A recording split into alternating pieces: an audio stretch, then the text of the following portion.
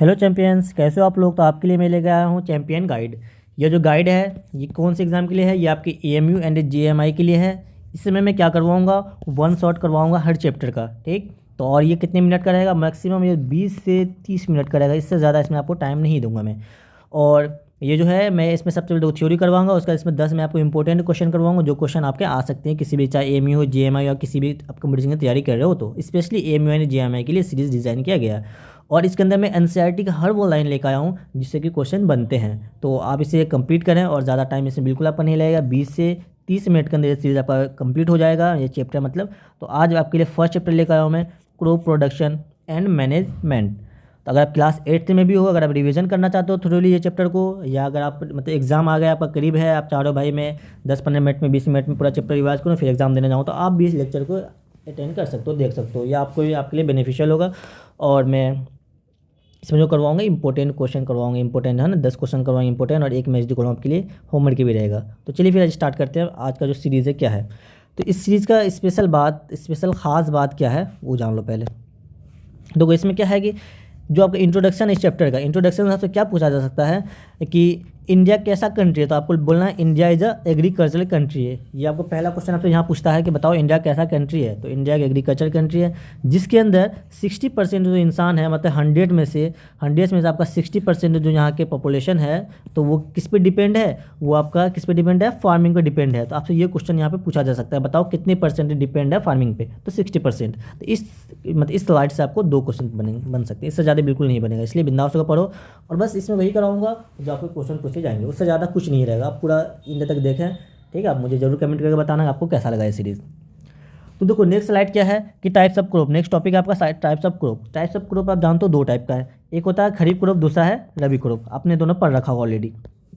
तो खरीफ क्रॉप क्या होता है, खरीफ क्रॉप का हम दूसरा क्या, कौन से सीजन में बोया जाता है, सबसे पहले ये पूछा जाता है आपका, ये रेनी सीजन में बोया जाता है। और इसका जो टाइमिंग होता है, मतलब कौन सा मंथ होता है, जून टू सितंबर, आपको ये पता होना चाहिए कौन सा मंथ में बोया जाता है, जून से सितंबर तक इसका टाइम पीरियड है। आपसे पूछेगा बताओ टाइम पीरियड क्या है, तो आपका टाइम पीरियड इसका याद रखना है आपको, जून टू सितंबर। तो इसका एग्जाम्पल बहुत इंपॉर्टेंट होता है, एग्जाम्पल से कई बार क्वेश्चन पूछा जा चुका है, इसलिए आपको एग्जाम्पल पूरा ध्यान देना है। तो एग्जाम्पल इसका होता है पेडी, मेज, सोयाबीन, ग्राउंडनट, कोकोनट। इतना एग्जाम्पल याद कर लो, मोर देन इनफ, इससे ज़्यादा आपको जरूरत भी नहीं याद करने की, ठीक। अब दूसरा क्रॉप आता है रबी क्रॉप। रबी क्रॉप जो होता है ये कौन सा सीजन में होता है, ये विंटर सीजन में होता है। इसका जो टाइम पीरियड है, मतलब इसका जो मंथ है, मंथ क्या है बताओ, मंथ है इसका अक्टूबर टू मार्च, इसका मंथ है। और इसका भी आपको एग्जाम्पल याद करके जाना है, एग्जाम्पल इसका होता है वेट, ग्राम, मस्टर्ड, पी। बस इतना से याद कर लो, मोर देन इनफ, इससे ज़्यादा इसमें आपको दिमाग लगाने की ज़रूरत भी नहीं है, ठीक है ब्रो। चलिए फिर देखते हैं नेक्स्ट स्लाइड क्या है। नेक्स्ट स्लाइड में है आपका basic properties of the crop. जो सबसे इंपॉर्टेंट है इसमें, मैं आपको कितना स्टार दे दूँ, 5 स्टार दे दो इस टॉपिक पे, आप इस पर आप 5 स्टार दे दो, ये इतना ज़्यादा इंपॉर्टेंट है ये। तो इसमें सबसे पहले आपको एक सीक्वेंस याद होना चाहिए, जो पहला सीक्वेंस है, पहला सबसे पहले बेसिक प्रॉपर्टी मतलब प्रैक्टिस में कौन सा सबसे पहला होता है, प्रिपरेशन ऑफ सॉइल, उसके बाद आता है सोइंग, उसके बाद आता है एडिंग मैन्योर एंड फर्टिलाइजर, उसके बाद आता है इरिगेशन, उसके बाद आता है प्रोटेक्शन फ्रॉम वीड, उसके बाद आता है हार्वेस्टिंग, और सबसे लास्ट स्टेप होता है आपका स्टोरेज। तो इसमें आपको क्या क्या क्वेश्चन पूछ सकता है, देखो एक तो आपको सीक्वेंस आपसे पूछ सकता है, आपको सीक्वेंस याद रखना है, ये 1 से लेकर 7 जो एक सीक्वेंस है आपको मैं मैनेज करके दिया हूँ, ठीक है। आपको सीक्वेंस याद रखना है, उसका मैं बताऊंगा कि प्रिपरेशन में क्या होता है, सोइंग में क्या होता है, एडिंग मैन्योर, ये सब का सब बताऊंगा, ठीक। तो चलिए आगे इसमें नेक्स्ट देखते हैं, एक एक टॉपिक को, इसमें 7 के 7 टॉपिक को मैं 1 बाय 1 पढ़ाने वाला हूँ, ठीक है। चलिए फिर देखते हैं, जो पहला है बेसिक प्रैक्टिस, पहला जो आपका जो इसमें था, पहला क्या है कि प्रिपरेशन ऑफ सॉइल। तो प्रिपरेशन ऑफ सॉइल में सबसे पहले क्या आता है, प्लफिंग आता है एंड लेवलिंग आता है। तो प्लफिंग का दूसरा नाम आपसे पूछा जा सकता है, बिल्कुल पूछा जा सकता है कि प्लफिंग को दूसरा नेम किस नाम से जानते हैं हम, टिलिंग। आपसे टिलिंग करके पूछे या प्लफिंग पूछे, तो इसमें क्वेश्चन क्या पूछेगा, इसमें सिंपल सा क्वेश्चन पूछेगा, बताओ प्लफिंग क्या होता है। प्लफिंग का डिफिनेशन सिंपल सा याद रखो आप, losing and turning of soil, तो आपका प्लफिंग का डिफिनेशन है। तो एक क्वेश्चन यहाँ से बनेगा। दूसरा बनेगा कि इसके प्लफिंग के अंदर हम कौन सा टूल यूज़ करते हैं, तो प्लफिंग के अंदर हम कौन सा टूल यूज़ करते हैं, प्लफ, जो ट्रेडिशनल मेथड प्लफ यूज़ करते हैं, बस ये आपको पता होना चाहिए, इससे क्वेश्चन बनेंगे यहाँ पे। तो आपको ये बिल्कुल पता होना चाहिए कि प्लफ किस में यूज़ करते हैं, प्लफिंग में यूज़ करते हैं।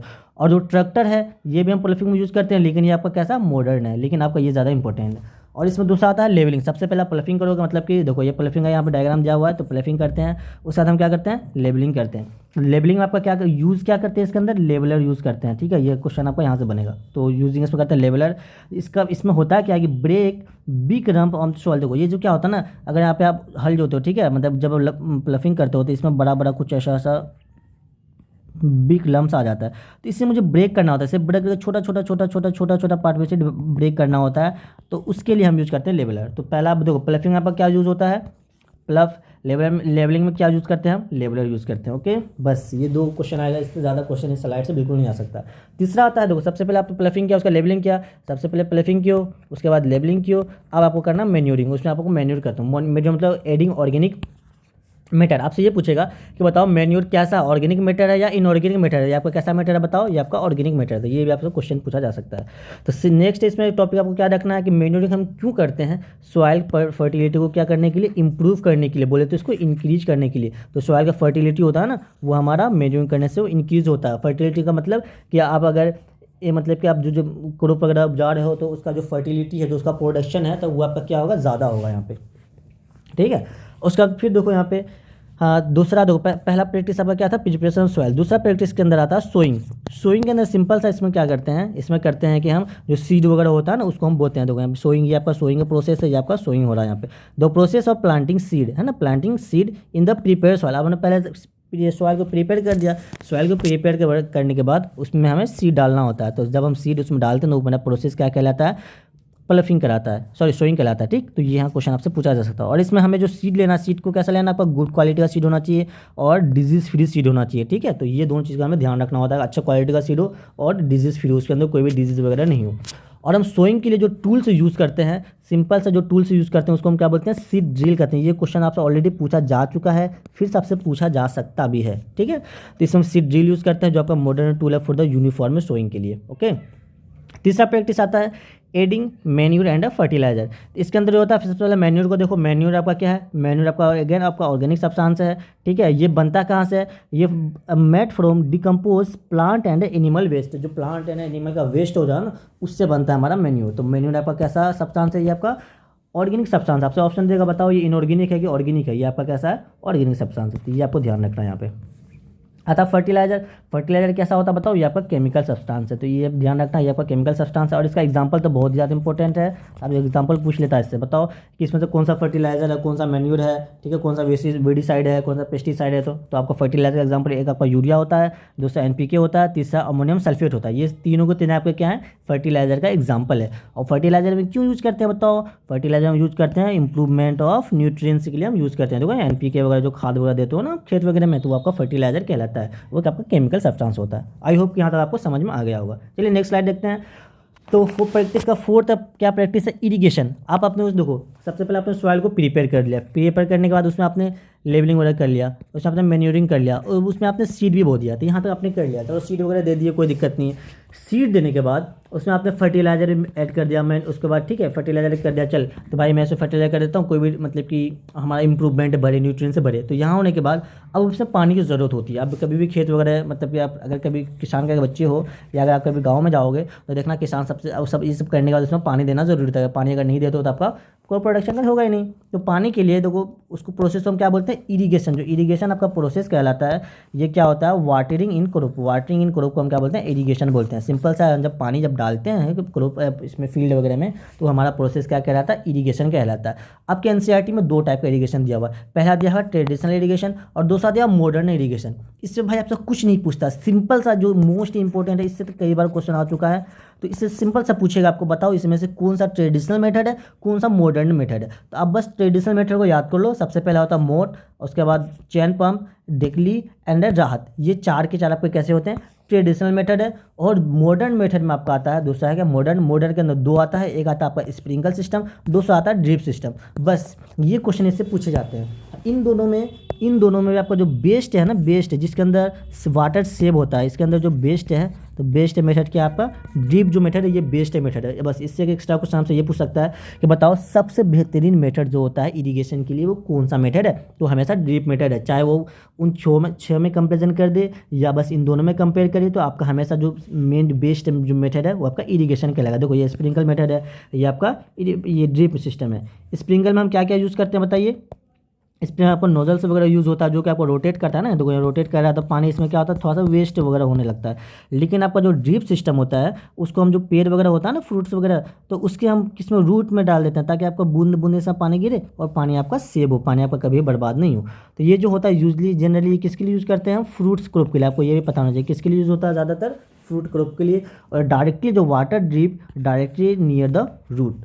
ठीक है, आप इसे पढ़ लो, मैं आपको बस समझा रहा हूँ ये नोट्स में क्या है। तो आपको इतना करके जाना है भाई, बस इससे ज़्यादा आपको करने की ज़रूरत नहीं होती लास्ट में। ओके, अब देखो पांचवा क्या आता है, प्रोटेक्शन फ्रॉम वीड। अब हमने सब चीज़ कर दिया भाई। अब आपने देखो जैसे आपका ये मेन क्रॉप है ना, ये आपका मेन क्रॉप है। मेन क्रॉप के साथ कभी कभी क्या होता है कि आपका कुछ अननोन प्लांट है जिसकी हमें ज़रूरत नहीं होती है। ठीक है, अनवांटेड प्लांट वो हमें यहाँ पे ग्रो होता है जिसकी हमें ज़रूरत नहीं होती, इसे हमें भगाना होता है, मतलब इसे हमें यहाँ से निकालना होता है ताकि ये अगर रहेगा ना ये वाला प्लांट तो हमारे जो मेन क्रॉप है उसे वो नुकसान पहुँचा सकता है। तो इसी को हम बोलते हैं वीड, जो आपका क्या होता है, अनवांटेड प्लांट होता है, ग्रो विथ क्रॉप, जो हमारे क्रॉप के साथ ग्रो होता है। तो इससे क्वेश्चन पूछता है बताओ वीट क्या है, तो वीट आपका कैसा अनवांटेड प्लांट है। और ये इसको क्यों क्यों क्या करता है, ये होने के बाद ये न्यूट्रिएंट्स को कम्पीट करता है ना, न्यूट्रिएंट्स को कम्पीट करता है, मतलब कि जो न्यूट्रिएंट्स इसमें जाना चाहिए वो न्यूट्रिएंट्स आप क्या हो रहा है, डिवाइड हो रहा है, इसमें भी जा रहा है और इसमें भी जा रहा है। तो इसी वजह से हमें इसे हटाना होता है ताकि हमारा जो मेन प्लांट है उसकी डेवलपमेंट अच्छे तरीके से हो। ओके, तो आप इसमें बस एग्जाम्पल इसमें याद कर लो। तो पहला क्या है, पार्थिनियम है ना, अमरनाथ एंड जेंथियम, ये आपके तीन एग्जाम्पल है आपका वीड का। तो आपको बस ये एग्जाम्पल याद कर लो। और वीड होता है क्या, ये आपका अनवांटेड प्लांट होता है ना, बस इससे ज़्यादा इसमें आपको ज़रूरत नहीं हो। अब इसे हटाने के लिए एक प्रोसेस यूज़ करते हैं। तो देखो वीड, अब हम वीड हटाए तो आप सिंपल सा पूछता बताओ, तो वीड जो हम रिमूव करते हैं उस प्रोसेस को क्या बोलते हैं, उस प्रोसेस को हम बोलते हैं वीडिंग बोलते हैं ना, weeding, removal of weed is known as weeding. तो जो आपका मैनुअल मेथड होता है हम इसको किससे किसी हटा सकते हैं, आपका खुरपी वगैरह जो होता है उसके थ्रू हम हटा सकते हैं। ऐसे हम कुछ केमिकल वगैरह डाल के वैसे हटा सकते हैं। अगर वीडिसाइड होता है केमिकल जो होता है ना, वीडिसाइड जो केमिकल है मेथड जिससे हम क्या करते हैं, वीड को रिमूव करते हैं ना बाय केमिकल, तो इसको हम क्या करते हैं, वीड को रिमूव करते हैं। तो बस इसमें आप क्या करो, इसमें वीडिसाइड का एग्जाम्पल याद कर लो। तो आपके एक्सटेंडर जो दिया हुआ है 2,4-8 वीडिसाइड है और मेटोलेकोर है ना, ये दो आपका जो है वीडिसाइड का एग्जांपल है। इन दोनों को आपको याद करके जाना। आपसे सिंपल सा पूछेगा बताओ इसमें से वीडिसाइड का एग्जांपल क्या है, इसमें से क्या वीडिसाइड है। ठीक है, बस आप 2,4-D दे देगा, फर्टिलाइजर का कुछ एग्जांपल मिक्स कर देगा, बस ये ऐसे क्वेश्चन पूछे जाते हैं इससे। ठीक, और 6 प्रोसेस क्या है, हार्वेस्टिंग क्या होता है। आप लास्ट टाइम करते हैं हर 6 के मतलब 5वां छठा करते हैं हार्वेस्टिंग। तो हार्वेस्टिंग कुछ नहीं है, सिंपल सा आपका जब कटिंग करते हो ना फ्रूट वगैरह, जब इसको आप कट कर रहे होते हो तो आपका cutting of the mature plant, जब आपका प्लांट मैच्योर हो गया उसे आप क्या करो, देखो कट कर रहे हैं ना यहाँ पे, देखो जब उसे आप कट करते हो तो ये आपका कहलाता है हार्वेस्टिंग है ना, ये इसका क्या कहलाता है, आपका हार्वेस्टिंग कहलाता है। अब कट भी हम 2-3 तरीके से कर सकते हैं। एक तो होता है सिंपल सा मेथड होता है भाई, जो हम मतलब कि अब तक चला आया है ना, जो मतलब गाँव वगैरह में कुछ ऐसे ही चलते हैं ज़्यादातर। तो वो आता है सिकल, यूजिंग सिकल्स। आपसे सिंपल सा पूछा बताओ, जो सिकल होता है तो वो हम उसको हम कहाँ पे यूज़ करते हैं, उसको हम यूज़ करते हैं हार्वेस्टिंग में यूज़ करते हैं ना। देखो ये कचिया वगैरह जिसको बोलते हैं, इससे वो कट करता है इसको पेड़ है ना, इसको कट कर दे यहाँ पे कचिया से कट कर देता है, ये आपका सिकल मेथड कहलाता है। और दूसरा कहलाता है मशीन हार्वेस्टिंग। मशीन हार्वेस्टिंग में क्या करते हैं, हम हार्वेस्टर यूज़ करते हैं, इसको हम दूसरा नाम कहते हैं कंबाइन भी इसके अंदर होता है ना, इसको हम कंबाइन भी बोलते हैं, आपको ये पता होना चाहिए, कंबाइन ही बोलते हैं।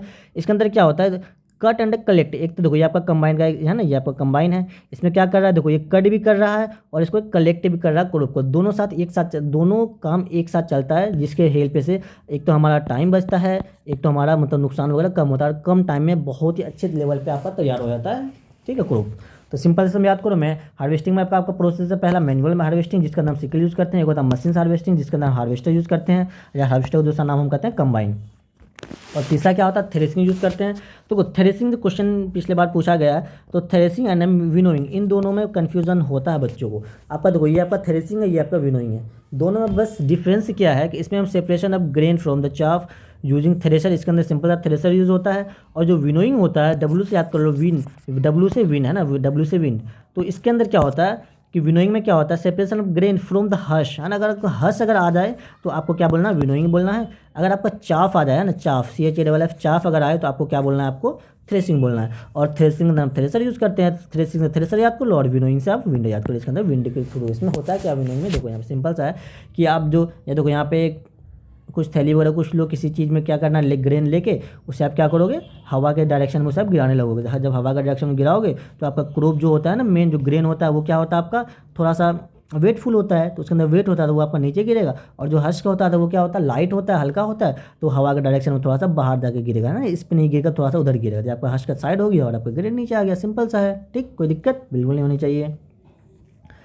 सेवन्थ है लास्ट जो था स्टोरेज ऑफ फूड। आपने सब चीज़ कर लिया, ठीक है, तैयार वगैरह कर लिया आपने। अब उसके बाद क्या करना भाई, क्या अब अगर 10 कुंटल एक बार अगर आप मतलब कि फार्मर हो, अगर 10 कुंटल आपको गेहूँ आपने उपजाया, धान उपजाया, कुछ भी उपजाया, तो क्या आप 10 कुंटल एक ही बार आप खा लोगे या 10 कुंटल एक ही बार खत्म हो जाए? बिल्कुल नहीं यार, ऐसा बिल्कुल नहीं होता है। तो सब मतलब कि पूरा 1 साल तक उसका ये बनता है, हाँ भाई 1 साल तक हमें चलना चाहिए, 2 साल तक चलना चाहिए, सबका अलग अलग होता है। तो उसके लिए हम इसे क्या करते हैं, स्टोर करके रखते हैं। स्टोर क्यों करते हैं? ताकि फ्यूचर में आपका यूज़ हो ना, फ्यूचर में क्या आपका यूज़ हो, तो इस वजह से स्टोर करते हैं। स्टोर करने का भी कई तरीका है। इसमें से पहला तरीका आपको याद रखना, फार्म लेवल मेथड। तो फार्म लेवल मेथड इसमें क्या यूज़ करते हैं, गनी बैग यूज़ करते हैं, मेटल बिन्स यूज़ करते हैं, मग है ना आपका, ये सब ये सारे के सारे गनी बैग वगैरह हो गए, तो ये सब इसमें यूज़ करते हैं। और दूसरा क्या यूज़ करते हैं, warehouse soils and cold storage, ये है ना, ये आपका देखो सोयल्स एंड कोल्ड स्टोरेज, ये हम यूज़ करते हैं। और तीसरा हम इसमें क्या डाल देते हैं, पेस्ट कंट्रोल डालते हैं, जिसमें फंगेशन and neem leaf chemical, pesticide to prevent स्पेलेजेंट, इसके अंदर पेस्टिसाइड भी डालते हैं ताकि हमारा फूड वगैरह ख़राब ना हो ना, इंसेक्ट वगैरह फंगी हमें ये बचा कर रखता है पेस्टिसाइड, इसके अंदर ये सारा का सारा हम डाल के रखते हैं। बस आपको पता होना चाहिए थोड़ा बहुत ही। अब नेक्स्ट आपका जो टॉपिक है 7 दिया हुआ है क्रॉप इंप्रूवमेंट मेथड। हम क्रॉप को कैसे कैसे इंप्रूवमेंट करें, वो हमने देखा कि भाई हम कितने टाइप के क्रॉप होते हैं और क्रॉप हम कैसे बुझा सकते हैं, उसे कैसे, उसके 7 प्रोसेस हमने 7 प्रैक्टिस हमने देख लिया। अब हम देखते हैं कि हम उसी क्रॉप को और किस तरीके से करें कि हमारा क्या होता है इंप्रूवमेंट और भी ज़्यादा हो। तो उसके लिए हम पहला हमारा मेथड है क्रॉप रोटेशन। क्रॉप रोटेशन क्या किसका एग्जाम्पल है, क्रॉप इंप्रूवमेंट का एग्जाम्पल है। पहला क्रॉप रोटेशन और दूसरा आपका आता है मिक्स क्रॉपिंग है, तीसरा होता है हाइब्रिड। ये तीनों को तीनों आपके सिंपल सा एग्जाम्पल देख पूछेगा कि बताओ हम क्रॉप रोटेशन से हम क्या करते हैं, तो हम इसमें क्या करते हैं, इंप्रूवमेंट करते हैं, हम क्रॉप को क्या करते हैं, इंप्रूव करते हैं, ठीक है, क्रॉप रोटेशन को इंप्रूव करते हैं। आपको ये इसमें पता होना चाहिए। तो सिंपल से देखो क्रॉप रोटेशन अब होता है क्या है, क्रॉप रोटेशन आपका होता है कि growing different crop alternate to maintain the soil fertility. देखो अल्टरनेट क्या मतलब, पहला एक ये, दूसरा, तीसरा, चौथा, तो 1 साल के अंदर हम 3 मंथ में मतलब इसको डिवाइड कर दिए हैं और हर 3 मंथ में हम अलग अलग क्रॉप इसमें ग्रो कर रहे हैं। सिंपल सा ये आपका कहलाता है क्रॉप रोटेशन। जैसे कि आपने वीट हो गया, मस्टर्ड, एक सीजन में ये दोनों ग्रो कर दिए और नेक्स्ट सीजन आपने पेडी एंड पल्स ग्रो कर दिया। सिंपल से होता है क्रॉप रोटेशन अल्टरनेट में। अब मिक्स क्रॉपिंग क्या होता है, मिक्स क्रॉपिंग होता है कि 2 क्रॉप को हम एक साथ ग्रो करते हैं, 2 क्रॉप को क्या करते हैं, एक साथ ग्रो करते हैं, आपका मिक्स क्रॉपिंग कहलाता है। जैसे कि आपका वीट हो गया ना, ग्राम का एग्जांपल आपको याद रखना है। और हाइब्रिड क्या होता है कि हाइब्रिड क्रॉप अब टू अलग अलग बेटर वैराइटीज़ को मिलाकर हम उसको क्या बोलते हैं, हाइब्रिड बना देते हैं और उसे हम ग्रो कर देते हैं। जो आजकल हाइब्रिड सीड वगैरह बहुत ज़्यादा मिलता है, तो है ना, ये तो सबसे ज़्यादा भी यही यूज़ हो रहा है हाइब्रिड सीड। तो आई होप कि आपको यहाँ तक समझ में आ गया होगा, ठीक है। अगर आपको इसमें कोई भी डाउट हो, वीडियो कैसा लगा, इसे आप जरूर कमेंट करना। तो चलिए आप क्वेश्चन देखते हैं, क्या क्वेश्चन क्या क्या है। तो आपको इसमें याद रखना है, ठीक है। आप सबसे पहले क्या करेंगे, वीडियो का पॉज करेंगे, आप खुद से ट्राई करेंगे, उसका हमें एकदम बताएंगे आपको टोटल में हम 10 क्वेश्चन लेकर आए, आपको 10 में कितने मार्क्स आ रहे हैं वो हमें बताना, ठीक है। चलिए स्टार्ट करते हैं। पहला क्वेश्चन क्या है, देखिए कि विच of the following is a rabi crop. बताओ क्या है इसका, पॉज कीजिए जल्दी बताइए। तो बताइए इसमें से कि रबी क्रॉप का एग्जांपल क्या हो, कि आपने ट्राई कर लिया होगा। तो इसका सिंपल सा आपका जो पेडी है वो आपका कैसा क्रॉप है, रबी क्रॉप है, ओके। सेकेंड क्वेश्चन है द प्रोसेस का नाम बताओ जिसमें हम loosening and turning of the soil. बताओ कौन सा प्रोसेस आपका, सोइंग का था, बिल्कुल नहीं। इरीगेशन नहीं, इरीगेशन तो भाई पानी देने का मेथड है। सोइंग जो क्या है, सीड बोने का मेथड है। और प्लफिंग जो है ये आपका loosening and turning of method है। इसका ऑप्शन नंबर आपका सी। वीडिंग क्या होता है बताओ, वीडिंग होता है जब हम वीट को रिमूव करते हो, आपका वीडिंग कहलाता है। तो क्वेश्चन नंबर 3 क्या कह रहा है, द रिमूवल ऑफ वीड, है ना, सिंपल से पूछा, the removal of weed is called, हम जब वीड को हम रिमूव करते हैं तो आपका क्या कहता है, वीडिंग कहलाता है। और वीड आपका कैसा प्लांट है बताओ, ये होता है आपका अनवांटेड क्रॉप है, ठीक है, अनवांटेड क्रॉप ये आपका वीड कहलाता है। इसको रिमूव करने के लिए हम क्या क्या यूज़ करते हैं, वीडिसाइड का आपका एग्जांपल रखना, 2,4-D आपका एक वीडिसाइड का एग्जांपल है। तो अब क्वेश्चन नंबर 4 देखो क्या है, which of the following is a modern irrigation. बस आपसे ऐसा ही क्वेश्चन पूछा, बताओ इसमें से कौन सा आपका मॉडर्न इरीगेशन मेथड है, कौन सा ट्रेडिशनल है। सिंपल से पूछा मॉडर्न ने क्या है बताओ, चैन, ढेकली, स्प्रिंकल और मोट, इन चारों में से कौन सा मॉडर्न है। हम जानते हैं मॉडर्न आपका कौन कौन सा था, 2 एग्जाम्पल था, एक है आपका ड्रिप वाला है और दूसरा आपका स्प्रिंकल है ना। तो स्प्रिंकल यहाँ पे दे रखा था आपका, इसका ऑप्शन नंबर सी। तो chain method and dhekli and moat, ये तीनों को तीनों आपके कैसे हैं बताओ, ये तीनों को तीनों आपके हैं ये ट्रेडिशनल है, ओके।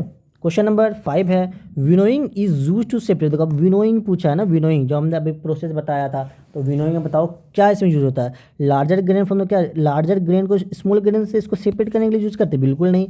सीड फ्रॉम सॉइल नहीं भाई, ग्रेन फ्रॉम हस्क, है ना, हस्क को वर्ड आ गया। देखो यहाँ पे हस्क हमने बताया था कि भाई हस्क पे ध्यान देना। तो विनोइंग आपका किसको सेपरेट करते हैं, ग्रेन को करते हैं from husk, okay. Question number 6 देखो क्या है, drip irrigation is the best situated for, आप सिंपल सा बताओ ड्रिप, हमने बताया कि सबसे जो बेस्ट जो होता है इरिगेशन मेथड वो कौन सा होता है आपका ड्रिप होता है। ये पूछ रहा बताओ किसके लिए होता है, अभी हमने एग्जांपल बताया किसके लिए होता है, फ्रूट प्लांट के लिए बेस्ट होता है, क्योंकि इसके अंदर क्या होता है ड्रॉप बाय ड्रॉप है ना, ड्रॉप ड्रॉप इसके अंदर रूट पे डायरेक्ट आपका पानी गिर रहा होता है। ये बहुत ही अच्छा मेथड है। ये आपका किसका एग्जाम्पल है बताओ, ये मॉडर्न इरिगेशन का एग्जाम्पल है, मॉडर्न इरिगेशन का।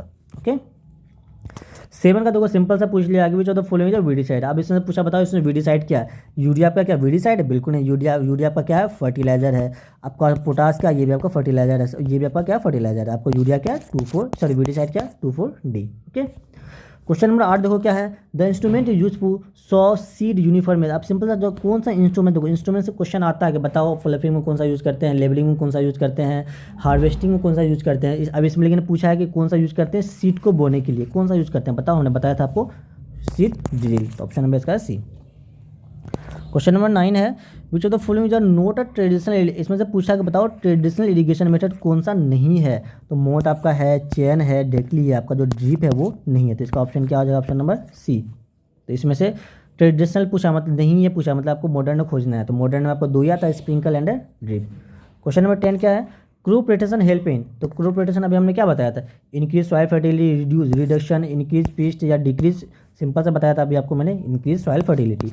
तो आपके यहाँ पे 10 के 10 क्वेश्चन कंप्लीट होते हैं। आप हमें कमेंट करके बताएं कि आपको 10 में कितने मार्क्स आए हैं। ओके तो ये आपका जो मैथ दी कॉलम है ये आपका होमवर्क है, ये भी मुझे आप ज़रूर बताना कि इसका आंसर क्या होगा। आपको वहाँ पे क्या लिखना है, 1 का क्या होगा, 2 का क्या होगा, 3 का क्या होगा, कुछ ऐसे करके आप कमेंट करके बताओ कि बताओ इसका कौन सा ऑप्शन होगा। ठीक है ब्रो, तो आई होप कि आप इतना से ज़रूर काम करना है ना, तो ताकि आपका इससे क्या हो जाएगा, रिवीजन हो जाएगा अच्छी तरीके से। ठीक है तो चलिए थोड़ा देखते हैं यहाँ पे।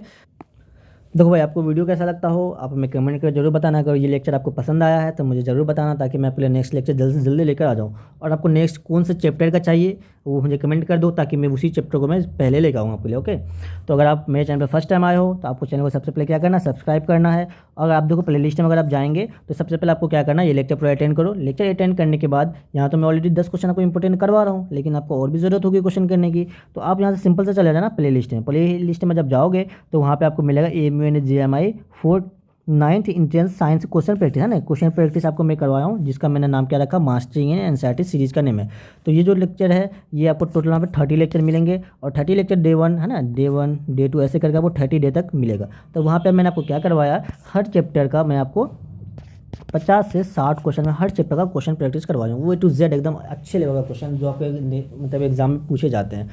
और इसके बाद आपको फिर आ जाना है PYQ में। तो मैंने आपको ऑलरेडी PYQ पूरा आज कवर हो चुका है, आपका 2016 से 2024 तक आपका PYQ कवर हो चुका है। तो आपको सबसे पहले ये लेक्चर अटेंड कीजिए अब, उसके बाद आप बिल्कुल चले जाना क्वेश्चन प्रैक्टिस करना। क्वेश्चन प्रैक्टिस करने के बाद आप PYQ अटेंड कर लो। अगर इतना आप अटेंड कर लेते हो तो मेरी गारंटी है आपसे कि आपको 25 में से 25 मार्क्स लाने से एग्जाम में कोई नहीं रोक सकता। चाहे आप GMI का एग्ज़ाम दो, चाहे आप AMU का दो, चाहे आप किसी भी कॉम्पिटिशन एग्जाम दो, अगर उसमें क्लास 8 का अगर साइंस का सिलेबस है, ये सारे चैप्टर उसके अंदर आ रहे हैं, तो इससे बाहर क्वेश्चन बिल्कुल भी नहीं आएगा। तो thank you so much for watching this video. अगर आपको वीडियो अच्छा लग रहा हो तो इसे बिल्कुल लाइक करना, सब्सक्राइब करना, अपने दोस्तों से ज़रूर शेयर करना, और मिलते हैं फिर नेक्स्ट लेक्चर में। अगर आपको वीडियो अच्छा लगा, कौन सा देखो आपको नेक्स्ट लेक्चर कौन से टॉपिक पे चाहिए या कौन से चैप्टर पे चाहिए, चैप्टर कौन सा आपको पसंद है ना, कौन सा चैप्टर आपको मतलब थोड़ा हार्ड लग रहा हो, पसंद तो क्या मतलब जो आपको हार्ड लग रहा हो वो हमें बताना, ताकि मैं उसी चैप्टर पर मैं आपका नेक्स्ट लेक्चर में जल्द से जल्दी लेकर आ जाऊँ। ठीक है, चैप्टर अच्छे से पढ़ते रहो यार, है ना।